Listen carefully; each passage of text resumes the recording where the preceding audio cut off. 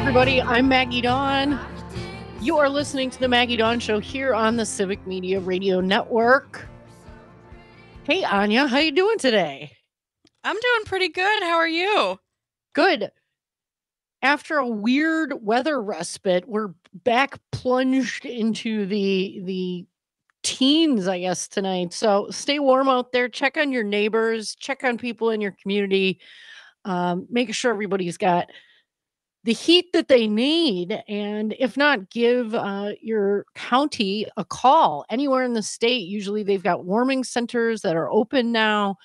But please take care of each other out there, especially as we approach, this big holiday stretch. We've been celebrating Hanukkah. I'm going to spend all day on Wednesday, I think, talking about what really is the holiday spirit. That'll be my last show before the New Year break. Anya may be doing some guesting, and I might. You're going to want to tune in so you don't miss Miss Anya. But yeah, we're going to spend Wednesday talking about that. I've read a couple of things lately that really resonated with me, and I thought put some light on what hopefully the holidays are really all about. So that's going to be on Wednesday of this week. Today, we've got Damian Buchman of the Ability Center coming in to talk about Moss Universal Park, which I detailed just after Thanksgiving. But super excited to have Damian joining us today here on the Civic Media Radio Network. I'm coming to you live from the WA of the U of the K, the downtown Waukesha studio. But hello to the entirety of the state of Wisconsin. Don't forget, you can take me and the entire lineup of Civic Media's radio talent with you over the holidays by going to get the app. It can be a little bright spot of rationality and news breakdowns for you in sometimes what can be a little bit of a trying time with the old family and extended family. Today, I want to start. We're going to probably listen to the sound right away, Anya. Unless you've been living under a boulder, you've probably heard that a pretty prominent Trump-adjacent Republican family is basically mired in an incredible scandal right now. This is a woman by the name of Bridget Ziegler, and her husband, Bridget, was a co-founder of Moms for Liberty, which the Southern Poverty Law Group has labeled in 2022, had already labeled it as an anti-government extremist group. Her husband was the chair of the Republican Party in the state of Florida. And if you're not familiar with Moms for Liberty, these are the folks that opposed masking requirements in public schools. These are the folks that seek to ban books, seek to, remove the idea that schools should be safe places for all kids, no matter what their religious background. In short, what they seek to do is impose their religious beliefs in public schools. One of the interesting facts, and we're going to get into this today, is that, for example, Ms. Ziegler, her kids don't go to public schools. It's a vast number of people affiliated with these groups or leading these groups don't go to kids don't go to public schools. It's bizarre. You've seen now in different circumstances, in different locations, Moms for Liberty chapters showing up in places that are not the location of their chapter. So, like, if we were talking about Milwaukee County and Milwaukee public schools, not only do their kids not attend any public school, they're not from Milwaukee. They're not from Milwaukee County. They have nothing to do with it. They don't pay taxes here. It's strange. And the scandals involving the Zieglers, and they've taken pictures with presidential candidate Ron DeSantis, Donald Trump. Donald Trump has shouted out the Zieglers and Moms for Liberty. Very, very well-connected folks. By the way, Ms. Ziegler, also a current Sarasota County School Board member. Well, about a week and a half ago, it broke that the Zieglers were involved in a up until the allegation, consensual relationship with a third person. In other words, they would have creative sexual encounters with a third party. So, as the parlance of our times, a three-way. And the woman that was involved in what was at first a consensual encounter then filed charges that Mr. Ziegler raped her. And that's the word that is used in the criminal complaint and the police report. I pulled it. Nearly all of it is redacted. It's just blocks of blacked out redactions, except for words like sexual assault and rape. That's what appears in that. So those aren't my words. That is what was in the police report and the criminal complaint. Those allegations haven't been proven. Through his attorney, Mr. Ziegler has denied the rape allegation. But his wife and he have confirmed that indeed they had a sexual relationship with this third party, this other woman. Which is rich, coming from people that ban books because they, under their religious doctrine, don't think they're okay books. They don't have any educational degrees, no educational expertise, not early childhood, not middle childhood, not teenager, not college. They have no expertise at all. They just want to impose their religious beliefs on other people, which again, they have cloaked in all kinds of benign sounding phrases, right? But when it comes down to it, it's simply the use of political leverage and power to otherize people, to exclude people, to make public schools unsafe or less safe for certain students and teachers and administrators that don't subscribe to their particular religious beliefs, which, interesting enough to note, of course, they don't either, because their behavior says otherwise. So,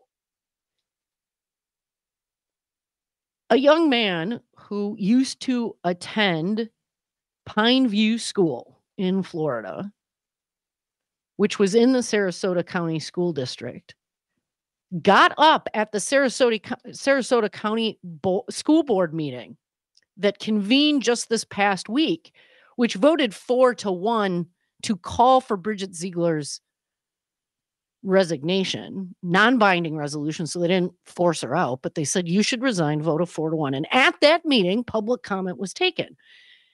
And this student, who Miss Ziegler in the past had tweeted about and had basically sort of incited hate tweets back at a then current student in a school district that she sat on the school board of.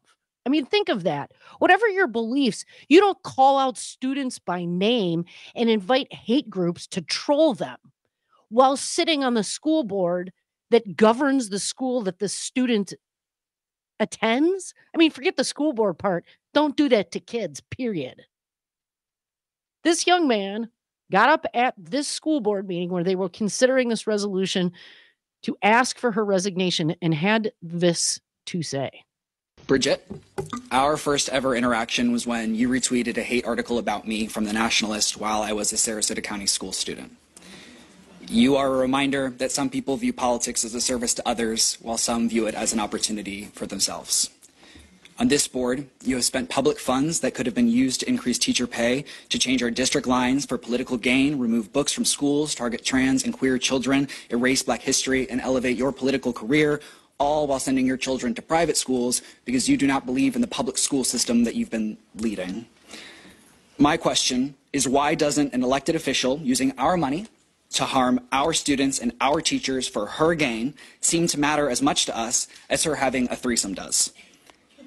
Bridget Ziegler, you do not deserve to be on the Sarasota County School Board, but you do not deserve to be removed from it for having a threesome. That defeats the lesson we've been trying to teach you, which is that a politician's job is to serve their community, not to police personal lives. So, to be extra clear, Bridget, you deserve to be fired from your job because you are terrible at your job, not because you had sex with a woman. Yeah, that, what he said. Repeat ad nauseum. That is precisely the point. He has explained what I sometimes term performative politics, which you're engaging in the use of political leverage and power not to make things better for the people that you claim to serve, or in this case, who pay your salary, Bridget. You use political leverage and power to increase your own profile, to line your own pockets. You use performative politics to otherize, to exclude, simply power for power's sake, to elevate yourself. That is the antithesis of public service. And Mr. Xander Moritz, that's the young man who spoke, said it perfectly. You have put your personal interests ahead of the overall wellness of students in the school district, and that's why you should lose your job. Indeed.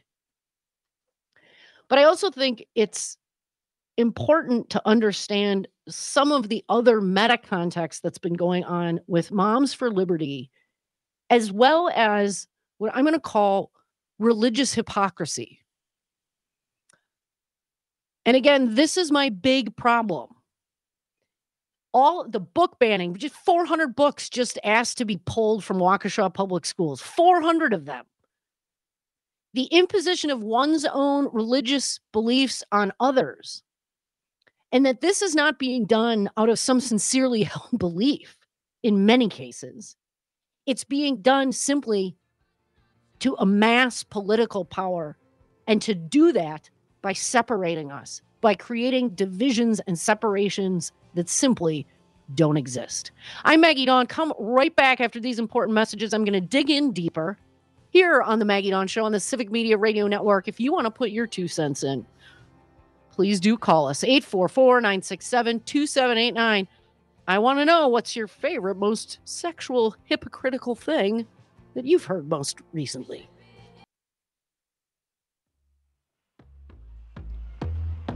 Yeah, I need a drink, whiskey in my thing. I guess it's all good. I can handle things like I wish that you would. You've been out of reach. Could you explain? I think that you should. Could you explain? No, I really don't think you could. I gotta disagree here. The hypocrisy. Religious hypocrisy. Rules for you, but not rules for me because I say so. Call me. Tell me what your example of this is, because there are not enough hours in a day for me to pull up all of the examples of this. 844-967-2789. Yes, it exists on the Democratic side. Of course it does. Have Democrats engaged in abusive sexual behavior, harassment? Yeah. Do I think Bill Clinton is probably nearly certainly a rapist? Yes, I do. But guess what Democrats aren't doing? Running around saying that their sexual politics should define everybody else's sexual politics. Xander Moritz not only showed up at this meeting to articulate an absolute mic drop takedown of Bridget Ziegler, he also demonstrated similar verbal aplomb when he gave a speech at his graduation. He was the first out gay class president at the Pineview School. He was the youngest plaintiff in a lawsuit filed by various LGBTQ plus rights groups against the Don't Say Gay law in Florida, which, of course, Ms. Ziegler helped lead the charge with Ron DeSantis to get passed. And he was warned before he gave the speech that he can't reference his gayness because, don't say gay, because that makes it not exist. So when he gave his speech, he used curly hair as a stand-in for his gayness. I used to hate my curls. I spent mornings and nights embarrassed of them, trying desperately to straighten this part of who I am. But the daily damage of trying to fix myself became too much. He then thanked his teachers who helped him embrace his truth, adding that there are going to be so many kids with curly hair in the future who need that support. How stupid. I mean, can we just call stupid? Like, don't say gay. That has to be a thing. You can't talk about race in classrooms, even though kids are being treated differently. You ban books, yes, but kids still have phones and the internet. None of this makes any sense. It's stupid. It's silly. It's a waste. It's a distraction. Because I guarantee you, in your family, in your neighborhood, in your church, mosque, or synagogue, in your chosen place of worship, there are gay folks. And you love and care about them because that's what we do in Wisconsin. We care about our communities. We care about our families. We care about our neighbors and our coworkers. And we care about our kids. We don't deny reality to our children. We help them live in it by understanding that there are people with different beliefs. Steven from Green Bay, welcome to the Maggie Dawn Show. Hey, Maggie Dawn. I think you said that perfectly, but I will point out that I think the Republicans, this is exactly what they want. They want a distraction to distract people away from the fact that they don't really have a plan to do anything positive if they get in, and just keep it local to the state of Wisconsin. I mean, the Republicans have had hold on the legislature for how long, and look where that's gotten us. And they're using hate and spewing hate and hoping people will hold on to that and pay attention to that and not pay attention to the stuff they're doing in the background. Well, you know, while the cat's away, the mice will play, and they're trying to use their rhetoric to bait the cat away so the mice can play behind the background. 100% couldn't agree with you more. Doing things like not funding childcare subsidies so that us middle class folks who have kids that need to access daycare can't do so affordably. Right? That's what they're busy doing. They're busy wasting taxpayer dollars arguing about DEI programs. Just build the engineering building, gosh darn it. Quit distracting us with this. Anytime you hear somebody start talking about the woke mob, I'm sorry, who is that exactly? There's no one out there doing that. It is a distraction. It's let's not have a living minimum wage, which we can simply calculate. It's let's not fix our tax code so that it works for the majority of us that are here in the middle class. That's what it's distracting us from. It's distracting us from good and fair housing at affordable prices. It's not an estate tax. It's a death tax because we all die. No, it's still an estate tax that only applies to people with $5 million more of basically liquid assets at their death, which isn't most of us. That's what it's all a distraction. Joanne from Madison, you're on the Maggie Dawn Show. Hello, friend. Hi. What I am still amazed at, and I try to figure out in my idle moments, is why Marjorie Taylor Greene, MTG, displayed nude photos of Hunter Biden during a formal House proceedings. Now, I can't understand that. I mean, if we are indeed ourselves modest and we are appalled by those things, we could talk about them, but displaying them? MTG has something going on that is in sync with those Republican tendencies that you've been so ably outlining. Thanks so much for doing this. I'm glad I haven't run into some of those examples that you've been outlining, but I'm sure we will in the months to come. Well, thanks so much, Joanne. That's precisely the point, right? Like on the floor of Congress on C-SPAN, you're like, oh, here, you know, it's gratuitous. It's done to shame. Silliness. If you have a favorite moment of especially sexual hypocrisy from the GOP, give us a call. I'm bringing on Damian Buchman to talk about the Moss Universal Park after our next set of important messages. But I will keep you on the line. We will spend the entire last segment talking about that because it's incredible. Now, The Florida GOP, every single Republican elected official in the state of Florida has called on Ms. Ziegler's husband to resign from his chairmanship of the Florida GOP. He and his wife could just resign, go quietly. They're not doing that. They're not stepping down.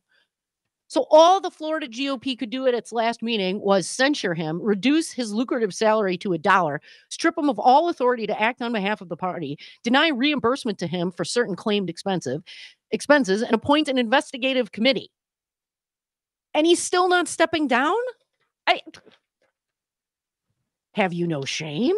No, I have no shame. It goes on and on. How about this? A Republican pastor, this is November 30th, I believe in the Daily Beast, a Republican pastor who coordinates the faith-based outreach for the Philadelphia chapter of Moms for Liberty, so a different Moms for Liberty chapter, this one in Philly, came out, newsflash, was convicted a decade ago of sexually abusing a teenage boy. This is the guy that's doing the faith-based outreach for Moms for Liberty in Philadelphia. What? And I haven't even gotten to the Nazi quotes yet. When we come back, we're going to be joined by Damian Buchman of the Ability Center, and we're going to talk about Moss Universal Park and what a wonderful opportunity that is. You're going to want to keep it locked here on the Maggie Dawn Show. WAUK.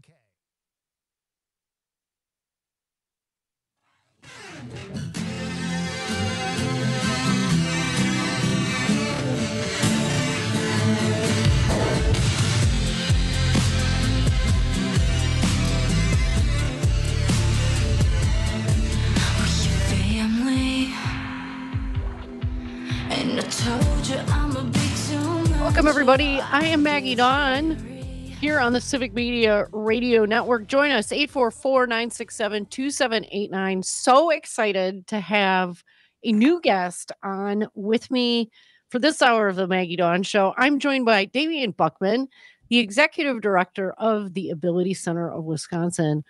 Welcome, Damian. Say hi to the entirety of Wisconsin. Hello, Wisconsin, and Maggie. Thank you so much for having me. It's a pleasure to be here. I heard you on a different radio station about a month ago, and I was so compelled by the story, not just of Moss Universal Park, but your story and the story of the Ability Center. And I wanted to have all of the Civic Media listeners get a chance to hear from you. So let's start with the basics. Sure. What's the Ability Center? Tell us all about it. Yeah. And its purposes. So I founded the Ability Center in 2008. And at its core, we help people with disabilities play together with those they love most. So what I like to say is our programs, our opportunities are not places where you drop off Timmy, Tommy, Sarah, or Sue. These are places where you play together with Timmy, Tommy, Sarah, and Sue. We don't try to focus on disability hour. We try to focus on everybody hour in everything that we do. So it's a lot of health, fitness, play, sports, but all non-competitive and often in a really friendly environment. And ideally, our goal is in your time, not whenever somebody might be hosting. So we think all recreational opportunities, play opportunities should be inclusive for everybody always. It's such an incredibly simple idea, right? Yeah, right. But like many simple ideas that resonate with people, incredibly challenging and difficult to accomplish. And I was struck by the fact that Moss Universal Park is the first of its kind in the country. Yeah, just shocking, right? Right, absolutely. As far as we can tell, the response that we usually get is, we have an inclusive park in our community, or an inclusive playground, I should say. And I said, that's right, you may, and that's great, but it's an inclusive playground, and every playground is in a park. And so why are we limiting that opportunity for everybody to play everywhere? And that's such access, and the equity behind access, that matters, right? And people feeling that they have a sense of place in every place. Again, simple idea, but actually pretty revolutionary. So tell everybody a bit about Moss Universal Park. And I also want to hear, if you can, you worked really hard to get the funding to make this a reality. And I don't want to leave our discussion without telling people how they can contribute and get involved with the Ability Center. Right. So let's start Yeah. with what can people expect at Moss Universal Park? Well, so let's start with one of the words you used earlier, which was access, right? We're really used to that word of access and accessibility. And we think that because the Americans with Disabilities Act passed over 30 years ago, that everything is quote unquote accessible. Often true, right? But it doesn't necessarily mean it's the same door, right? It doesn't necessarily mean I have to have an opportunity in that entire space. It essentially says, hey, you're welcome to come in our doors and you're welcome to use our bathroom. And we might have a couple tables for you, or we might have a couple of things for you to do. But access is not opportunity.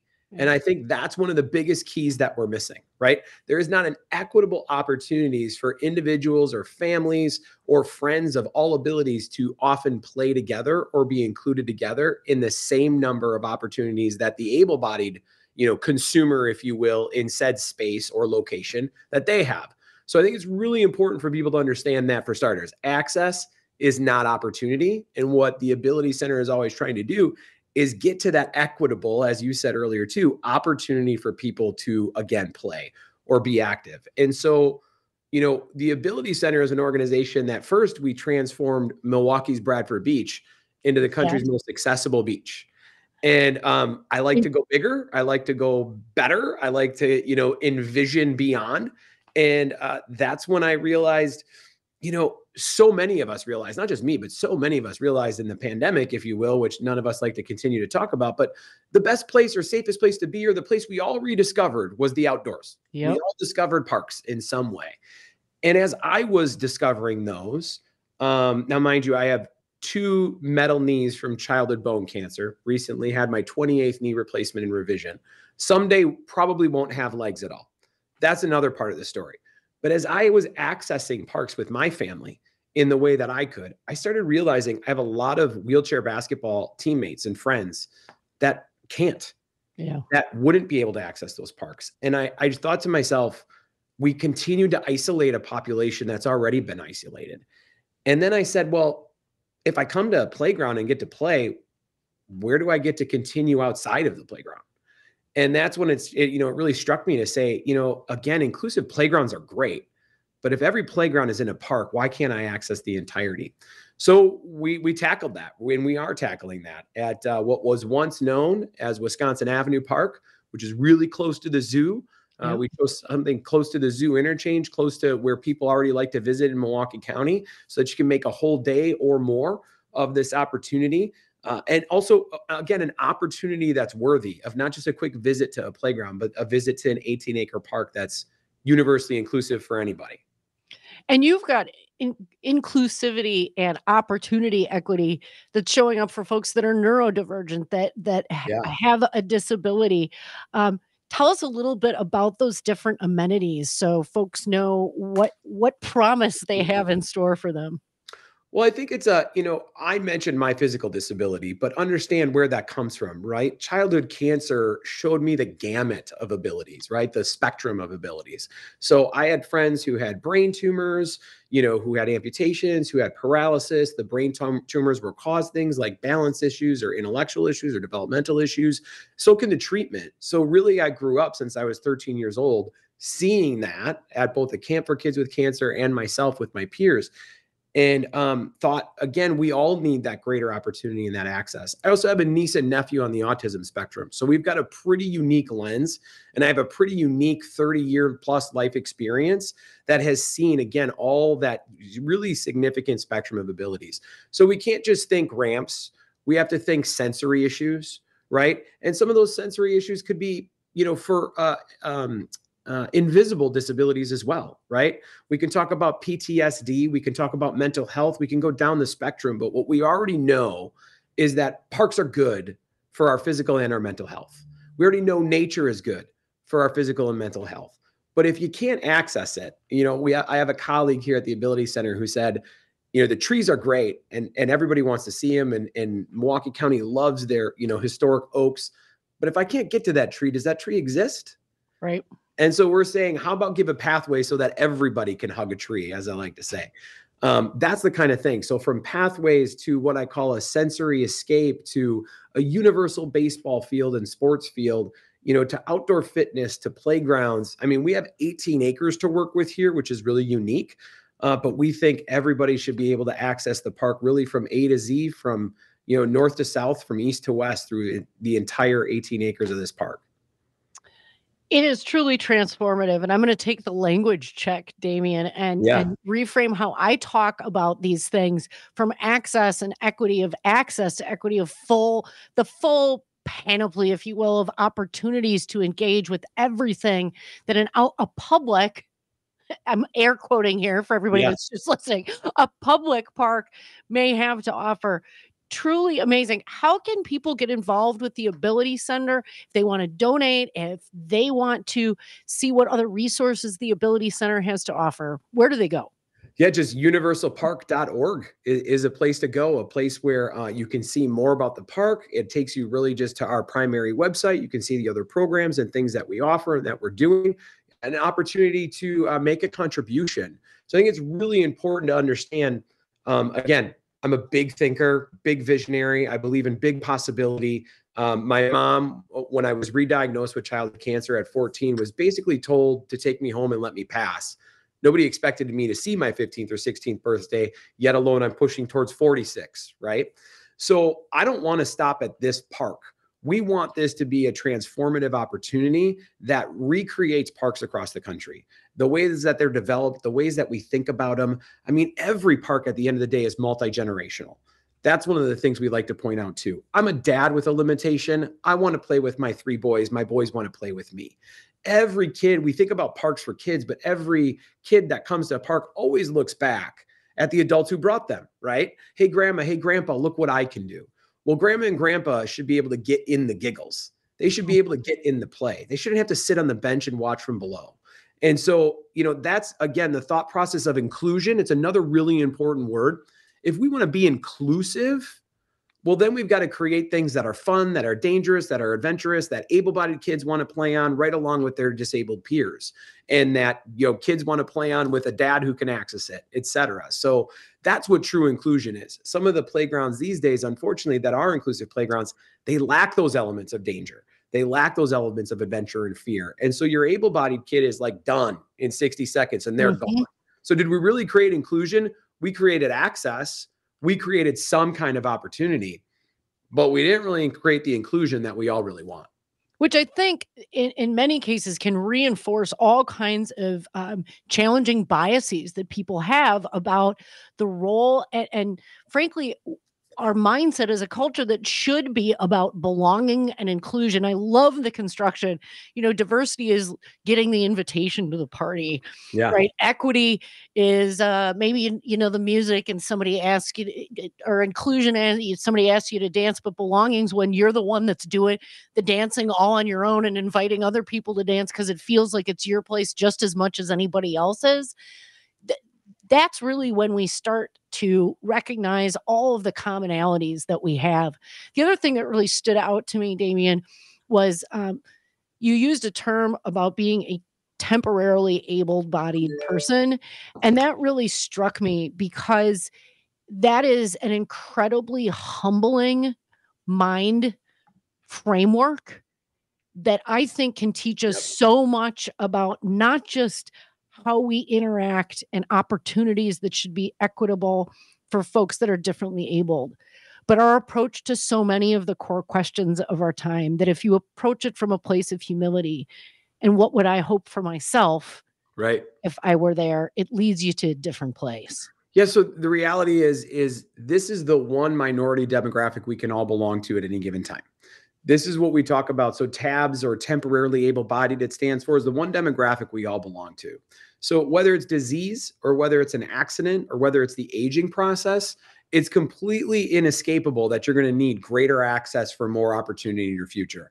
I learned that at 13, but I'm sure any of your audience listening, 50s, 60s, 70s, it's like, raise your hand if you feel the same way you did in your 20s, 30s, and 40s. The reality is you didn't.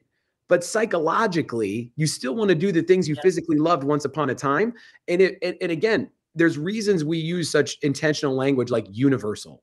It's universal park because we're thinking about everybody that will come through here, everybody in a community, and anybody at any ability you're found at any given time in your life. Maybe you're just temporarily, literally disabled or on crutches.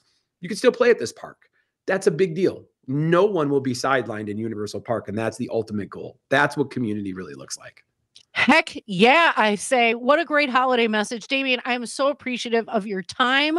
You can go check it out, universalpark.org, right? Did I get that right? That's right, universalpark.org. We're about 50% of our fundraising goal, and we could certainly and would welcome more contributions to make this possible. Not just here, but so we can build the next one in your community. So crack open those wallets as well as your hearts this holiday season. Give to the Ability Center. Thank you, Damian, for making our community more universally opportunistic for everybody. I love it. Congratulations. Thank you so much. It is my honor and pleasure. Thank you so much for having me, Maggie. Heck yeah, we'll do it again in the new year. Can't talk about this stuff enough. Happy holidays, everybody. Come back with me after these important messages. We're going to round out the, hypocrisy problem. Thanks again, Damian. Yeah, thank you.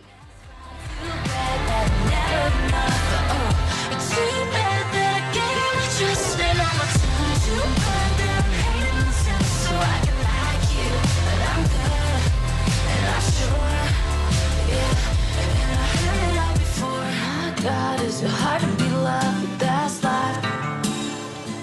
Was I heard it all before? So sad, got me licking my cuts.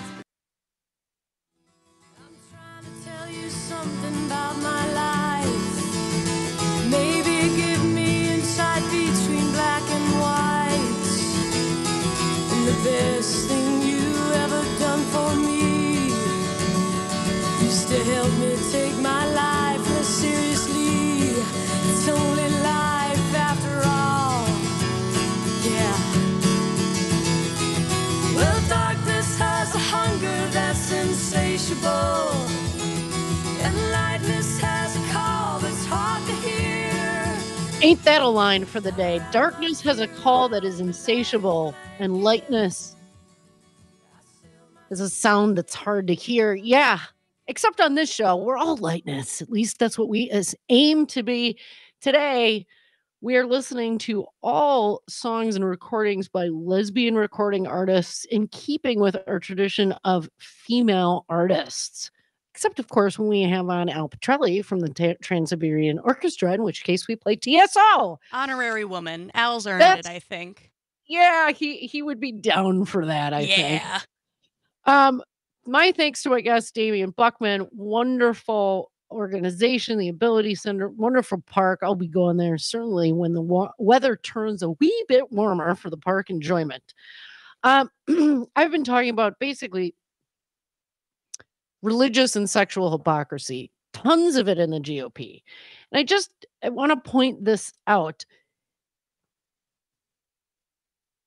Democrats are not trying to prevent people from engaging in their own rational inquiry. They're not trying to prevent people from free thinking, from experiencing different perspectives. In fact, that is what I would argue Democrats actually want to try to support.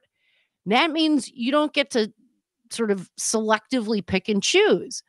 It also means you don't bring religion into public schools. Now, again, yes, we have a voucher problem. I still find that to be an abhorrent Supreme Court decision that tax dollars pay for religiously based education, but that's not the topic of today, and I have already addressed that ad nauseum. That's the point. We're not the ones that want to ban the books. Like, my opinion, put whatever books educational professionals think have educational value in the school libraries. You don't teach people how to think by telling them what to think. I'm going to say that again. You don't teach people how to think by telling them what to think. You encourage people to seek, to use their good brains, to not just accept what folks are telling them, including me. I mean, Google it. If you don't If I say something, well, that sounds weird, Google it. Let's learn together. One of my favorite callers on the line, Mark from the SAC, you're on the Maggie Dawn Show. Hello, my friend. Hello, yeah, and this time of year always turns me back to A Christmas Carol, which my mother always read to us when we were children. And what I get a kick out of it, it just crystallizes in my head, the hypocrisy of this, the hypocrisy of the people that are Donald Trump was just saying, we can say Merry Christmas again.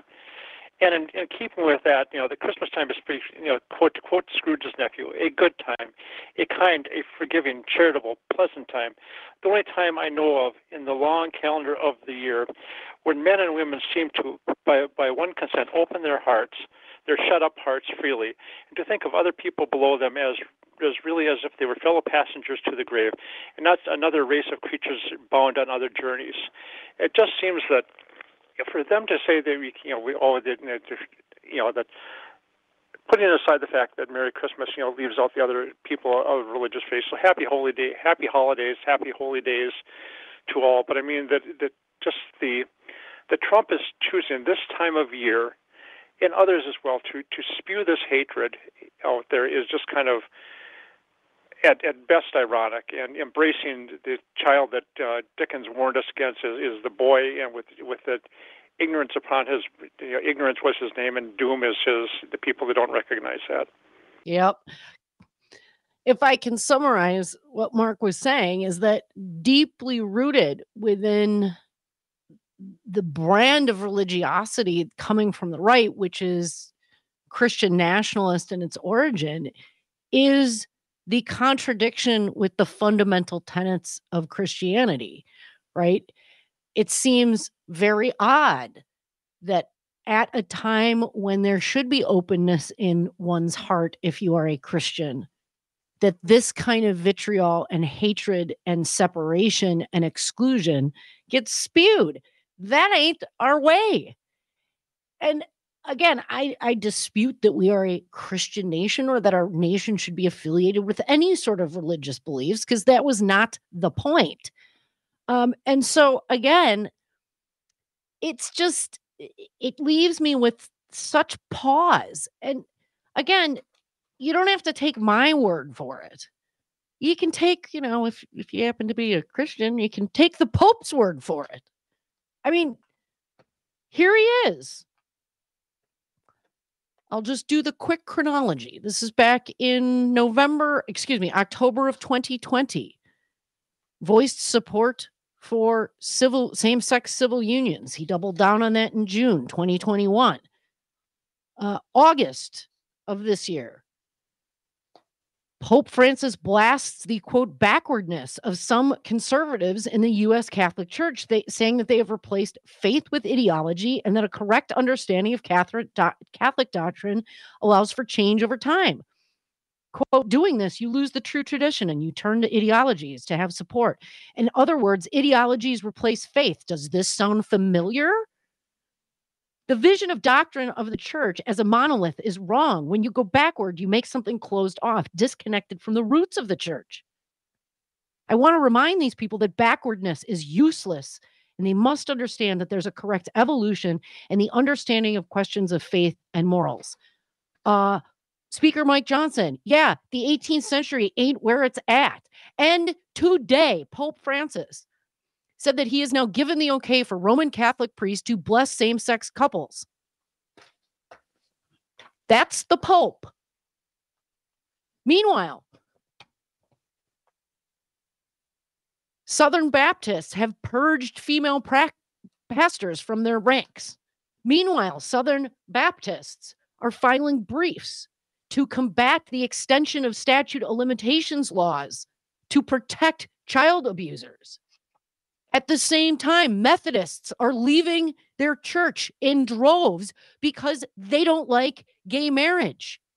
This is a problem. Oppression doesn't create more love and acceptance and equity of opportunity. Oppression is oppressive. That is not what we stand for here. And if you wanted to know the thing about the Nazi quote, it was in June of this year. The Indiana chapter of the Moms for Liberty. Oops. Maybe quoting Hitler isn't a really good idea on our newsletter entitled The Parent Brigade. Yikes. I'll be back tomorrow, everybody. We'll talk Chevron doctrine here on the Maggie Dawn Show. Thanks for listening and stay warm out there. Check on your neighbors.